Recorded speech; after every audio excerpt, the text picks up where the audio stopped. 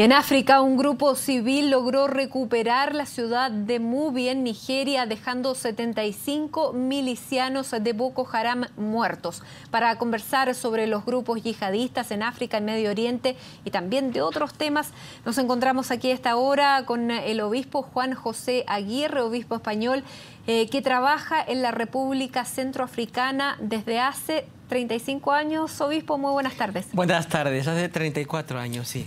Me fui con 28, tengo ahora 60. Ajá, 60. Bueno, si nos pudiera contar brevemente cómo es la República Centroafricana para que pudiéramos tener una visión desde, digamos, Occidente sobre una realidad que sobre todo en América poco se conoce, que es la realidad de África y de un país como el que usted eligió misionar. Es un país que está en el mismo corazón de África, la República de Centroáfrica. Y es un país, según dicen pues algunas listas, el segundo país más pobre del mundo. Está en el mismo corazón de África. Y últimamente pues es un país de gente muy buena, de gente muy acogedora, de gente con mucha fe. Y de gente muy pobre. También muy pobre. Muy pues, pobre eso, y con poca población, 4 millones de habitantes. 4 millones y medio de habitantes, son trabajadores, van al campo, van a la caza, van a la selva. Yo he vivido allí en medio millones de metros cúbicos de verde en una cabaña de paja y barro y ha sido muy bonita mi experiencia. Pero en los últimos años han llegado grupos yihadistas que nos han hecho pasar un auténtico calvario. Venían en proveniencia del Chad, venían de corte muy radical. En el mundo hay muchísimos millones de musulmanes que son honestos, que leen el Corán de una forma tranquila y sosegada y con oración. Sin embargo, hay estos grupos yihadistas que leen el Corán de una forma sesgada, de una forma radical, que nos están haciendo la vida muy, muy dura, no solo en Centroáfrica, sino también en el Boko Haram en Nigeria o los de ISIS de Siria. Estamos pasando muchas penalidades. Obispo, nosotros hemos tenido la posibilidad de conversar tal vez con gente que ha estado trabajando con el ébola, pero gente que haya como usted, que esté como usted en un país donde están estos grupos yihadistas, la verdad es que hemos tenido poca posibilidad de conversar. Este grupo yihadista en el país donde usted está, ¿cómo se llama y qué vinculación tiene con Boko Haram?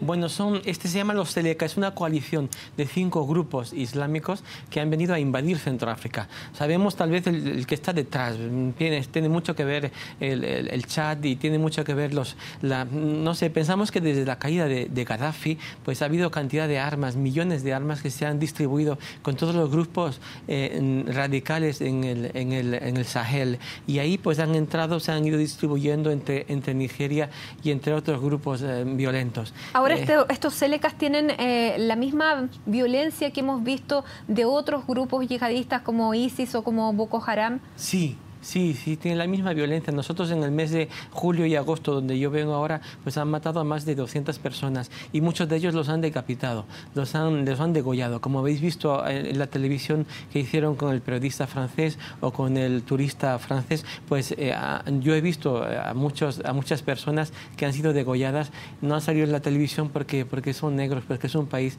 muy, muy alejado y no se interesa a nadie. Y sin embargo es una violencia tremenda. Yo he visto cómo tiraban granadas sobre una multitud que estaba en la Iglesia Católica, escondida en la Iglesia Católica para ser protegidos. Y sin embargo he visto cómo lanzaban granadas y cómo hacían una auténtica carnicería. Ahora, proveniendo de países pobres, ¿quién financia este tipo de grupos?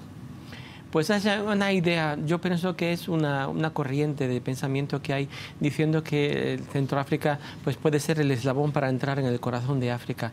Hay gente que financia desde un punto de vista económico. Yo creo que debajo de todo esto hay una lucha por el poder y una lucha por el control del petróleo, el control de diamantes, el control sobre todo del coltán. El coltán cuyo es un mineral que está sobre todo en el Congo, el 80% de su producción está en el Congo, aunque es el Ruanda quien lo vende.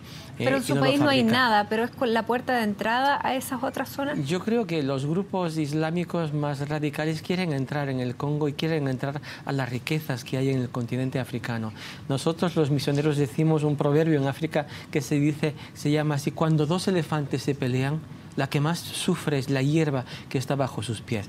Los elefantes están luchando, las compañías están luchando, los países están luchando porque ven en África la posibilidad, como ojos depredadores, de agarrar mucha riqueza bajo precio.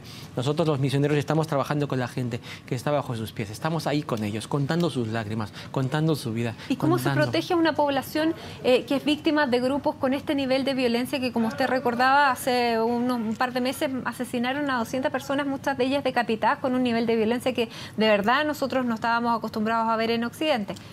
Sí, es tremendo, es muy duro. Pues estamos con la gente simplemente, estamos allí, nos han robado en la misión todo lo que teníamos, nos han robado todos los coches, las motos, los televisores, los ordenadores, nos han destruido la pediatría, nos han destruido cantidad de proyectos que hemos ido haciendo, por ejemplo, con la Fundación de Ayuda a la Iglesia que sufre, AIS, y otros muchos que nos han ayudado. Y hemos visto como proyectos se nos han ido cayendo como castillos de naipes. Ahora, este grupo yihadista y estos grupos yihadistas atentan especialmente contra reductos católicos. Pues muchas veces hemos visto que van contra los edificios gubernamentales y quieren decir van a destruir un poco la memoria histórica de Centroáfrica. Esto es lo que hemos visto. Van a destruir el cadastro. ¿Porque la República Centroafricana, perdón, obispo, es católica o es musulmana? Pues la República Centroafricana tiene 35% de católicos, 35% de protestantes y hay un 15% de musulmanes. Hemos vivido siempre muy bien, muy tranquilos, en alternancia y en tolerancia muy buena. Muy buena. Sin embargo, desde que han llegado esos grupos yihadistas en 2013, nos han robado todo lo que teníamos menos la fe.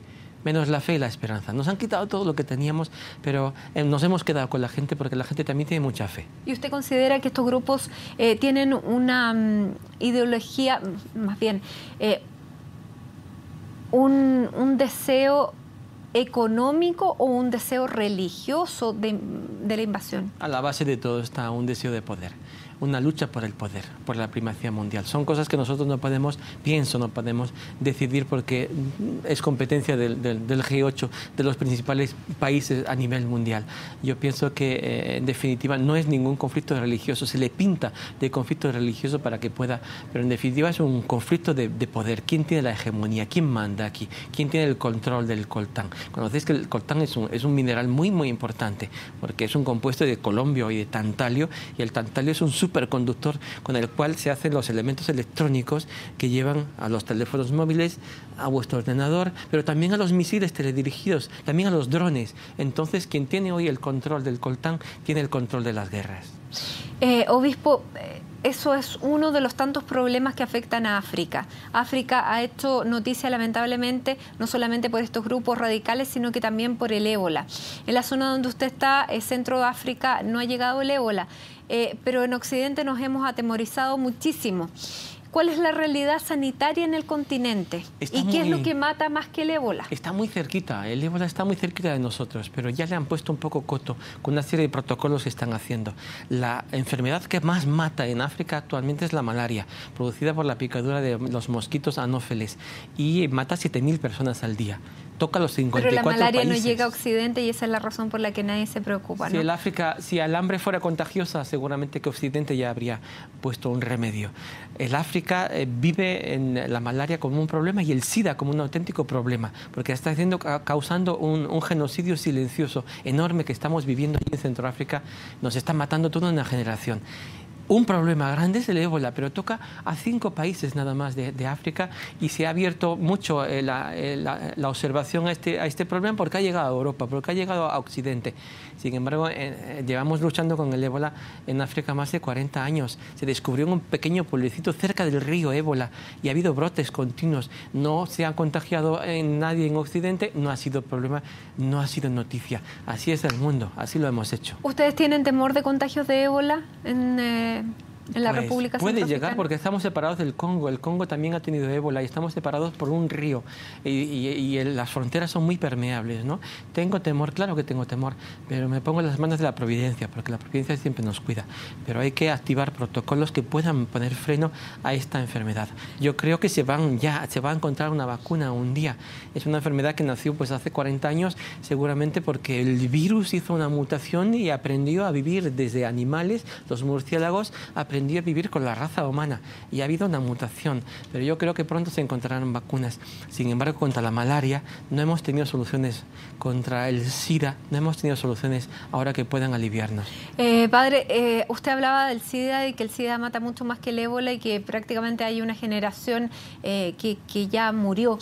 Y la Iglesia Católica se ha criticado mucho a la Iglesia Católica porque no promueve el uso de preservativos que podrían proteger a la población del SIDA. ¿Cómo se está combatiendo el SIDA y qué es lo que dice en la práctica y en terreno sobre el uso de los preservativos? En la práctica es que cualquier algo que nos permita evitar, poner un freno a este genocidio silencioso podemos utilizarlo.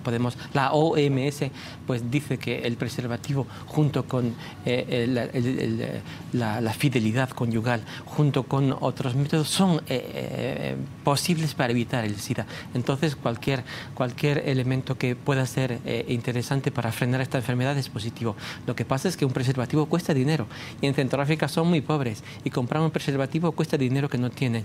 Y muchas veces el problema es que no tienen esta idea de que el preservativo es de usar y tirar. Entonces lo usan 1, 2, 3, 4 veces hasta que el uso del preservativo no sirve para nada. Y esto es muy triste. Estamos viendo cómo se están contagiando muchísimas personas porque no tienen esta capacidad de saber exactamente qué es lo que pueden tener de bueno con un preservativo o no.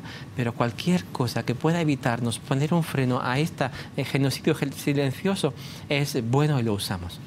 Padre Juan José Aguirre, muchísimas gracias, obispo español que trabaja hace 34 años en la República Centroafricana, ilustrándonos un poco la triste realidad que se vive en el continente, pero también la voz de esperanza que llega de los grupos misioneros. Muchísimas gracias por estar con nosotros. Muchísimas gracias a CNN, que me ha permitido venir y ser la voz de mi pueblo. Nadie de mi pueblo podrá venir aquí a deciros esto, y vosotros habéis sido el altavoz de mi pueblo. Gracias también a la Fundación Ayuda a la Iglesia que sufre, que me ha ayudado a venir aquí a poder hablar con vosotros, la iglesia que está en Chile, y todos vuestros telespectadores. Muchas gracias. Gracias, obispo, y nosotros hacemos una pausa aquí en Primera Edición y ya regresamos con otras informaciones.